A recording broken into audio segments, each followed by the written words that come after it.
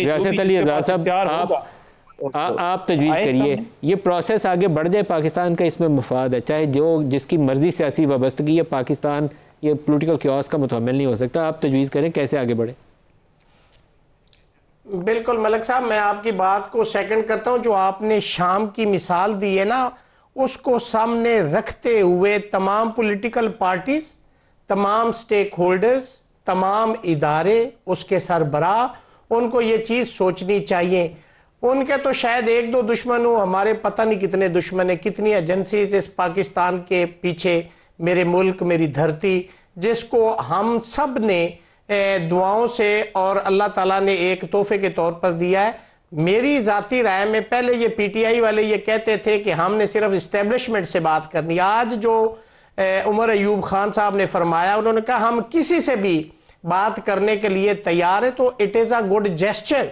जिसको उन्होंने एक मतलब हट धर्मी थी, उससे उन्होंने अगर वो पीछे हट के ये बात की तो उन्होंने गुड जेस्चर शो किया है। गवर्नमेंट को भी पॉजिटिव स्टेप लेना चाहिए और इस पे बिल्कुल गवर्नमेंट को भी एक कमेटी बना देनी चाहिए, और वो दोनों जो कमेटी उन्होंने बनाई ये आपस में बैठे, एक दूसरे से बात करें।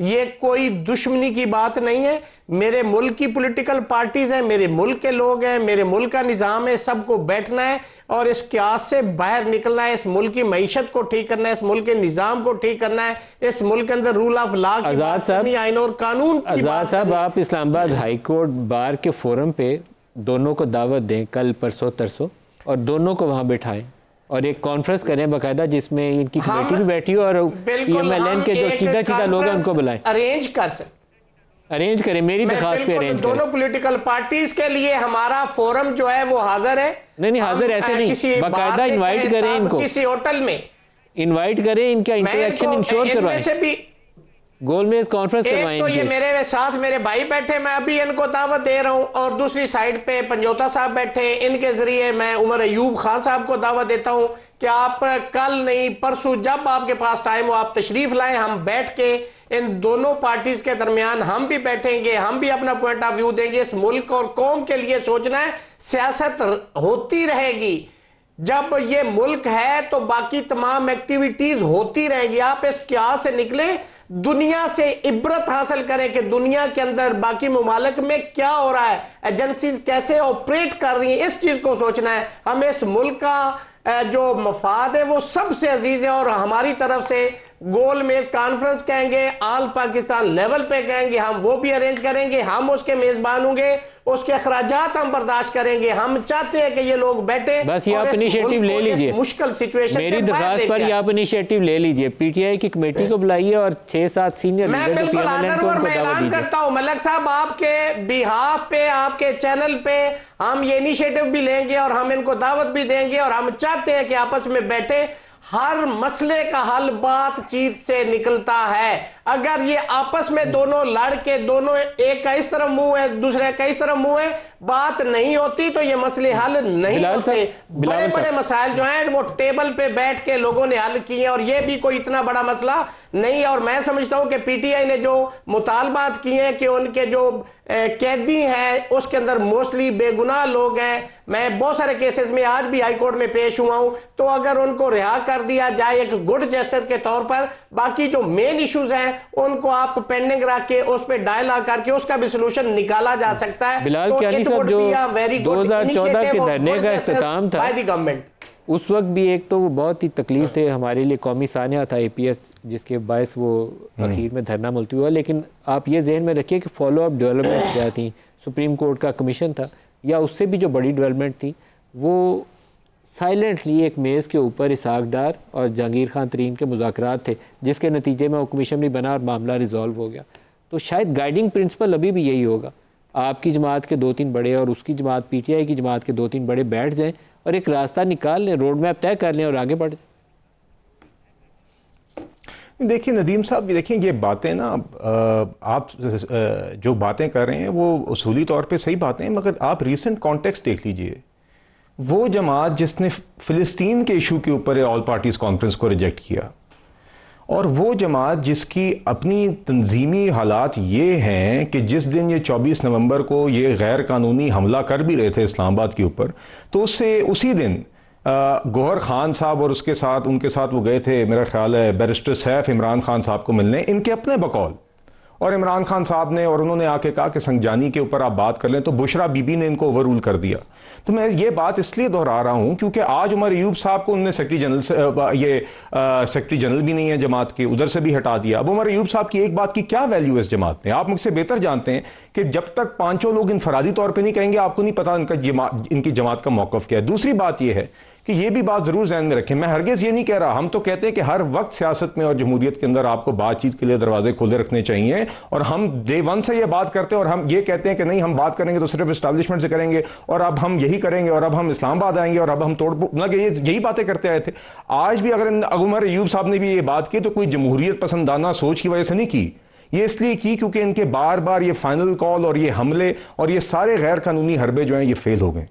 ये इमरान खान साहब और पीटीआई का हमेशा तरीकाकार होता है कि पहले ये तड़ियां देते हैं, पहले ये जोर जबरदस्ती करने की कोशिश करते हैं, बाद में फिर पांव पड़ने की कोशिश करते हैं। मगर मैं फिर भी कहता हूं, देखिए फोरम्स की कमी नहीं है। आपने इस्लामाबाद बार की बात की, कौमी असेंबली खुद एक फोरम है। हम इन्हीं जमात के अपने पार्लियामेंट्री कॉलीग्स के साथ पीटीआई के स्टैंडिंग कमिटीज के अंदर दीगर इश्यूज के ऊपर बहस करते हैं, बात भी करते हैं और कंस्ट्रक्टिव बात होती है, तो इश्यूज की कमी नहीं है। मगर एक रीसेंट ट्रैक रिकॉर्ड इनका अपना भी, मैंने आपसे कहा पैलेस्टाइन से ज्यादा, फिलिस्तीन से ज्यादा नॉन कॉन्ट्रोवर्शियल इशू नहीं हो सकता जिसके ऊपर इनको मेज पे आना चाहिए था, ये वहां पे भी आने से कासिर थे। तो बहरहाल इनको ही अब अगर संजीदगी ऐसी है तो अगले दिनों में हम देख लेंगे। मेरे ख्याल से कभी भी किसी भी टाइम पे भी कौमी इश्यूज के ऊपर जिसके अंदर कौम की बेहतरी हो बातचीत हो सकती है। मगर अगर आपका ये ख्याल है कि आपकी जमात के भी अगले स्टेप्स हैं, कानूनी मुतालबे हैं, उसके ऊपर आपको राय मिल जाएगी, काफी तशवीशनाक है। 2014 के धरने में इमरान खान ने बिल जलाकर तो सिविल डिसोबीडियंस का ऐलान किया था, बुरे तरीके से नाकाम हो गई थी, पिट गई थी। अभी आप लोग कहते हैं कि हम ओवरसीज़ पाकिस्तानीज़ को कहेंगे कि वो पाकिस्तान पैसा भेजना बंद कर दें, और 13 या 14 की शायद डेडलाइन भी आपकी करीब है, ज़्यादा दूर नहीं है। तो ये मैटर ऑफ कंसर्न है। आपको पहले बातचीत के सारे ऑप्शंस एग्जॉस्ट करने चाहिए, फिर एक्सट्रीम स्टेप्स पे जाना चाहिए। ये नहीं हो सकता कि पहले एक्सट्रीम स्टेप बताएं और फिर कहें कि बात करेंगे।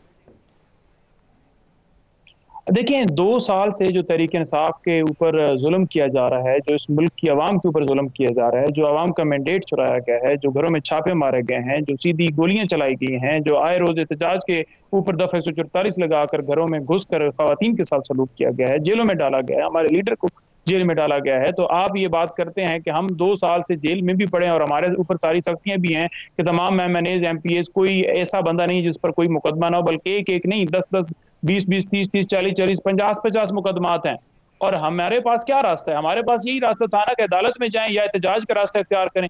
अदालत में हम गए, आपने 26वीं तरमीम के तहत अदालतों को अपने महकूम कर लिया, हम एहतजाज के लिए निकले, आपने सीधी अब गोलियां चलाना शुरू कर दी। तो हमने तो जो 2 साल हो गए हम तो टाइम ही देते हैं, हम तो अपनी जो पॉलिटिकल स्ट्रगल है हमारी एक पुरअमन तरीके से हम तो वही जा रहे हैं। हमने तो नहीं हाथों में बंदूक उठाकर हमने किसी चीज के ऊपर हमला कर लिया। हमने इस्लामाबाद भी है, संगजानी का पॉइंट था या डी चौक का था, जो भी पॉइंट था, डिसाइड अगला था या पिछला था, इसके ऊपर मुझे कोई एक जवाब दे दिया जाए कि गोली किसके कहने पर चलाई, किस कानून के तहत चलाई, जिस जगह पर भी बेशक अदालत की तरफ इजाजत नहीं थी। क्या उसका ये जवाब है कि आपने सीधी निहत्थे लोगों के ऊपर गोलियां चलानी है? इसको आप जस्टिफिकेशन नहीं कर सकते, कोई इसका कोई आपके पास आर्गुमेंट्स नहीं है। दूसरी बात ये रहेगी कि इमरान खान साहब ने खुलेआम एक दे दी है और उन्होंने ये कहा है कि ये मुतालबात हमारे 2 हैं, हमारे तो कोई पेचीदगी है ही नहीं। जिसने हल करना है मसला वो कमीशन बना दे और कैदियों को रिहा कर दे। इसके अंदर कोई 100 शरायतें तो है नहीं, 2 शरायतें हमारी, और उसके अंदर तो कोई ऐसा है ही नहीं कि आपको कोई प्रॉब्लम हो रहा है, आप वो हल कर दें तो मामला खत्म हो जाएगा। अगर आप हल नहीं करेंगे तो उसके अंदर बदनीति ये होगी क्योंकि आप उसके अंदर खुद इन्वॉल्व है और बेनिफिशियरी है, इसी वजह से हल नहीं करेंगे, जिसकी वजह से आपको रुकावटें सारी नजर आ रही हैं। इमरान खान ने जो सिविल नाफरमानी की बात की है, देखिए पूरी दुनिया में आप चले जाएं, आप हिस्ट्री देख लें, सिविल नाफरमानी की तरीके मुख्तलिफ ममालिक में रही हैं। मिस्र की आप मिसाल उठा लें, सूडान में हुआ है, आप अगर गांधी का चेक कर लें, उसने उस वक्त बरतानी के खिलाफ की थी। आप फॉलोआउट ज़हन में रखिएगा, इसका फॉलोआउट बहुत संगीन नौयत का होता है और वो लाजमी नहीं है कि आपके या सबके हक में जाए, इसके बहुत नेगेटिव फॉलोआउट्स है। अगर आपकी सक्सेस हो आगे चले, 2014 में नाकाम हो गई थी, इट नेवर वर्कड। इमरान ने कहा कि मेरे ख्याल में मिस्टेक की थी 2014 में। मैं वही गुजारिश कर रहा हूँ कि सिविल नाफरमानी की तहरीक उस वक्त चली है जब किसी मुल्क के अंदर ये देखा जाता है कि यहाँ पर जो है जुल्म है, यहाँ पर अवामी हुकूमत नहीं बल्कि नाजायज हुकूमत है, उसके खिलाफ होता है कि इनका मुसल्लत, जब अवाम ने इनको मुंतखब भी नहीं किया, अवाम चाहती नहीं है इनको, और ये जबरदस्ती लोगों के ऊपर मुस्तनद कर दिए गए हैं और फिर ये आकर सारी चीजें कर। आजाद साहब से भी पूछ रहे हैं, ये ऑप्शन होता है रियासत साहब, ये जो दो मुतालबात हैं 9 मई की तहकीकात और 26 नवंबर की तहकीकात, इसके लिए क्या होना चाहिए? कोई सुप्रीम कोर्ट के किसी चीफ जस्टिस साहब को ख़त लिखा जाए, वो कोई बेंच तश्कील दे दें, या सुओ मोटो ले लें, या कमीशन ऑफ इंक्वायरी का एक कॉन्सेप्ट मौजूद है, हमारा आईनी तसव्वुर मौजूद है, कौन सा तरीका अपनाना चाहिए? वैसे तो जो आपने कमीशन एंड इंक्वायरी एक्ट का जिक्र किया उसके अंदर प्रोवाइडेड है कि फेडरल गवर्नमेंट जो उस पर ना कमीशन बना सकती है। और देखें कोई ऐसा मामला नहीं है वैसे इस मुल्क के अंदर जिसके ऊपर भी कमीशन बने ना जिस इशू के ऊपर उसकी रिपोर्ट कभी नहीं आई। तो मेरे ख्याल में अब तो ये जिसके ऊपर कमीशन या ये चीज़ बना दी जाए वो खूह खाते मामला चला जाता है। लेकिन पीटीआई का एक मामला और एक मुतालबा है, वो कहते हैं तो इसमें कोई अर्ज नहीं है। अगर सुप्रीम कोर्ट के किसी जज से या किसी हाई कोर्ट के जज से या 2 या 3 जजेस साहबान पे अगर आप बना दें तो कोई ऐसा इशू नहीं है, ये एक रिजॉल्व हो जाएगा, दूध का दूध पानी का पानी हो जाएगा। आप देखें बहुत सारे केसेस ऐसे हैं जिसके अंदर प्रोसिक्यूशन बैडली फेल होगी है कि वो एविडेंस नहीं दे सकी, इसी वजह से बहुत सारे कारकुन और बहुत सारे लीडर्स जो हैं उनकी जमानतें भी हुई हैं और बहुत सारे केसेस ऐसे हैं जिनके अंदर आज तक एविडेंस भी नहीं हुई। तो मैं समझता हूं कि अगर आपने इस डायलमा की सिचुएशन में से निकलना है तो आपको कोई ना कोई वे आउट उसका निकालना है, वो कोई भी हो, इसका कोई भी नाम दे दिया जाए, किसी भी तरीके से हो, लेकिन उसके लिए एक चीज बहुत जरूरी, एक नेक नियत होना और एक बोना फाइडी और एक वाकयातन इम्पार्शियल न्यूट्रल एक इन टोटो उसका एक फाइंडिंग दी जाए। बिलाल कियानी साहब, कमीशन ऑफ इंक्वायरी काफ़ी कम्प्रीहेंसिवली एक आपको वे आउट प्रोवाइड करता है और उसकी रिपोर्ट भी अब तो मेरे ख्याल में जो अमेंडेड तस्वुर है उसका उसमें रिपोर्ट पब्लिक करना भी मैंडेटरी है। तो आप क्यों नहीं कमीशन ऑफ इंक्वायरी एक्ट के तहत एक कॉन्स्टिट्यूट कर देते बॉडी जो पूरे प्रोसेस को देख ले? गुजारिश नदीम साहब गुजारिश है, ये जो सारी अब बातें आज वो भी एक उमर अयूब साहब ने अकेली की है, ये बातें जब इनको सारे हमले इनके फेल हो जाते हैं इनको तभी याद आती हैं। देखिए 9 मई के हवाले से मैं वाज़े तौर पे ये बात कहना चाहूँगा कि किसी भी कमीशन से ज़्यादा ज़रूरी है कि जो कोर्ट्स के अंदर ये केसेस ज़ेर अल्तवा हैं और इसके ऊपर जुडिशरी ख़ास तौर पर लोअर जुडिशरी दीगर कोर्ट्स जिनमें केसेस हैं उनके ऊपर ये बिल्कुल जिम्मेदारी है कि ये केसेस अभी तक ज़ेर अल्तवा क्यों हैं। यूके में राइट्स हुए, हफ्ते के अंदर अंदर 2-2, 3-3 साल की लोगों की कन्विक्शंस आई, जराइम हुए हैं, संगीन जराइम हुए हैं, लोग सामने नजर आए, सबके फ़ोन्स में वो वीडियोज़ मौजूद हैं जहाँ पे जराइम हुए हैं। इमरान खान ने खुद अडियाला में कहा कि मैंने कॉल दी थी इसकी, और उसके बाद इनके लोग पब्लिक फेसेस सामने नजर आए हैं, जगह जगह जाके कॉल्स देते हुए लोगों को वहां पे ले जाते हुए और ये हमले करवाते हुए। तो बिल्कुल ये जुडिशरी के ऊपर सवाल उठता है, कॉल दी थी, अब वहां जो कुछ हुआ है वो जी तो कहना तो उन्होंने यही है, उन्होंने तो यही कहना है ना जी, उन्होंने तो यही कहना है। देखिए नहीं उन्होंने तो यही कहना ना कि मैंने पीसफुल दी, मगर एतराफ किया कि उन्होंने कॉल दी, फिर उनके लोग वहां पे जाते हुए नजर आए, फिर उनकी ही जमात के लोग दुपट्टे पहन के इनकी जमात के मुल्क के दीगर हिस्सों के अंदर ये हमले करते हुए नजर आए। दूसरी बात वेरी ब्रीफली नदीम साहब, I know you running out of time, आपने सिविल नाफरमानी की बात की, इन्होंने पहले भी बिल जलाए थे वो भी लोगों ने फॉलो नहीं किया। ये कौन सी सियासत है जिसके अंदर जब भी ये इकदाम उठाते हैं एहतजाज के नाम पर तो वो मुल्क को नुकसान देने वाले होते हैं। IMF को चिट्ठियां लिखना एक नहीं 2 दफा, क्या IMF का प्रोग्राम ना हो मेरे पास खत्म हो गया। बिलाल अजहर कियानी साहब, अली आजाद साहब और नईम हैदर पंजोथा साहब, सबका शुक्रिया। आज के लिए इतना ही, इजाजत दीजिए, अल्लाह हाफ़िज़।